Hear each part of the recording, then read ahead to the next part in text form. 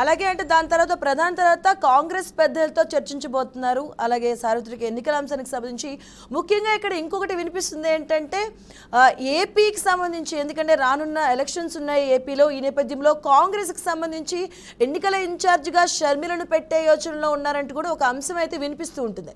దీనిపైన మీ అనాలిసిస్ ఏంటి సార్?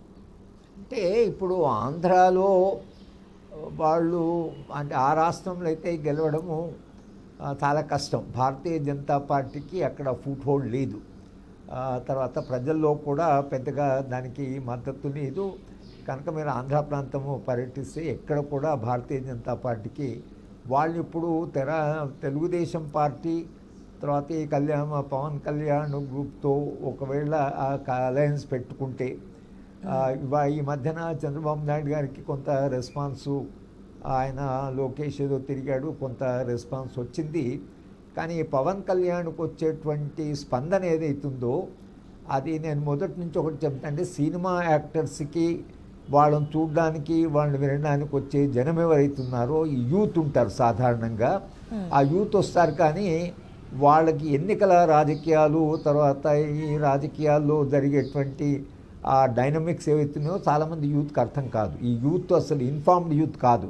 అలా విజిల్స్ కొట్టి చాలా సంతోషంగా మేము పవన్ కళ్యాణ్ చూసాము అని ఆనందం పడుతున్న వ్యక్తులే, కానీ పవన్ కళ్యాణ్ రాజకీయాలకు వస్తే ఏం చేస్తాడు, ఆయన దృక్పథం ఏంటి, ఆయన సమస్యను ఎట్లా పరిష్కరిస్తాడు, ముఖ్య పట్టణం ఏమైనా తేలుస్తాడు, ఇవన్నీ అసలు ఆ యూత్కి అర్థం కాదు. వాడు fan is not a voter. ఒకవేళ వాడు ఓటు వేసినా ఇంకొకరి దగ్గరికి వెళ్ళి ఈయన పవన్ కళ్యాణ్కో లేకపోతే భారతీయ జనతా వాడు ఓటు వేయండి అని చెప్పేటువంటి ఓపుకున్న ఫ్యాన్స్ కాదు వీళ్ళు. పొలిటికల్గా కమిటెడ్ పొలిటికల్ కార్డర్ అయితేనేమో వాళ్ళు పనిచేస్తారు, వాళ్ళు కొంత రాజకీయాల అవగాహన ఉంటుంది. కానీ ఫ్యాన్స్కి ఎట్లా ఉంటుందంటే, మీరు పోయిన ఎన్నికలు చూసాం కదా, పవన్ కళ్యాణ్ ఏమి ప్రభావం వేయలేకపోయాడు. తెలంగాణలో కూడా ఆయనకు మస్తు జనం వచ్చారు, కానీ 10 సీట్లు చేస్తే డిపాజిట్లు కూడా రాలేదు. కనుక ఇది భారతీయ జనతా పార్టీకి ఏమో అక్కడ మద్దతు లేదు. మద్దతు లేదంటే వాళ్ళు కాంగ్రెస్ షర్మిల అంటే మొన్నటి వరకు తెలంగాణ ఎలక్షన్స్ వరకు షర్మిల పేరు ఇక్కడ మనం తెలంగాణలో విన్నాం. ఇప్పుడు రానున్న ఎన్నికల్లో కాంగ్రెస్ ఎన్నికల ఇన్ఛార్జ్గా షర్మిల పేరు యోచిస్తుంది. ఈ అంశానికి సంబంధించి ఢిల్లీ పెద్దలతో చర్చిస్తారని వస్తుంది. అంటే దీనిపై ఏమంటారు మీరు? మీ అనాలిసిస్ ఏంటి? షర్మిల పేరు అంటే అక్కడ షర్మిల చరిష్మా ఏమైనా కనిపిస్తుందా? ఎందుకంటే తెలంగాణలో చూసాం ఏం జరిగిందో. పార్లమెంట్ ఎన్నికలు అది అంటే ఇప్పుడు ఈ 2-3 నెలల్లో కాంగ్రెస్ పార్టీ యొక్క వ్యూహం ఎలా ఉంటుంది, తర్వాత వాళ్ళు చేసిన వాగ్దానాల్ని వాళ్ళు అమలు చేయగలరా లేదా అనేది ఒకటి. అయితే రెండవది నేను అనుకోవడము, కాంగ్రెస్ పార్టీకి ఓటు వేశారు కాబట్టి పార్లమెంటు ఎన్నికల్లో కూడా కాంగ్రెస్ పార్టీకి ఓటు వేసేటువంటి ఒక అవకాశం అయితే ఉన్నది.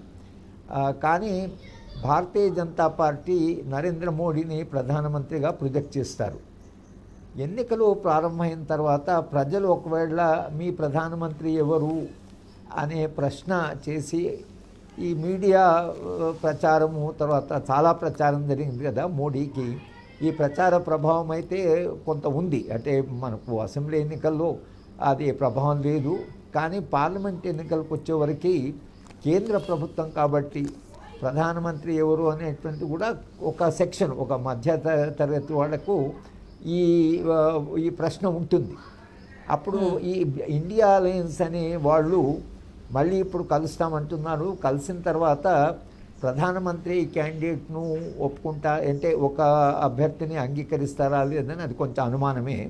ప్రధానమంత్రి మేము ఎన్నికలైన తర్వాత అందరం కలిసి మేము ఎన్నుకుంటాము. భారతీయ జనతా పార్టీ మీరు 10 ఏళ్ళు దాని యొక్క పాలన చూశారు, తర్వాత స్వేచ్ఛనివ్వడం లేదు, వాళ్ళు హక్కులన్నీ తీసుకున్నారు, చాలా మార్పులు తెచ్చారు, ఎలక్షన్ ఇవేదైతున్నదో అంటే కొంత ఫ్యాసిస్టు పాలన వైపు భారతీయ జనతా పార్టీ వెళ్తుంది. కాబట్టి దాని ప్రచారాన్ని ఒకవేళ చేసి సాధారణమైన ప్రజలకు అంటే ఒకే పార్టీ మొత్తము దేశాన్ని పరిపాలించడము, ఒకే పార్టీ, ఒకే ట్యాక్సు, ఒకే పరీక్ష, ఒకే అనేటువంటిది ఏదైతుందో ఇది ఫెడరల్ స్ట్రక్చర్కి అంటే దానికి ఎంత ప్రమాదం అని ఒకవేళ దాన్ని ఐడియాలజీని లేదా అవగాహనని ప్రజల దగ్గరికి తీసుకువెళ్తే ఫలితాలు భిన్నంగా ఉండొచ్చు.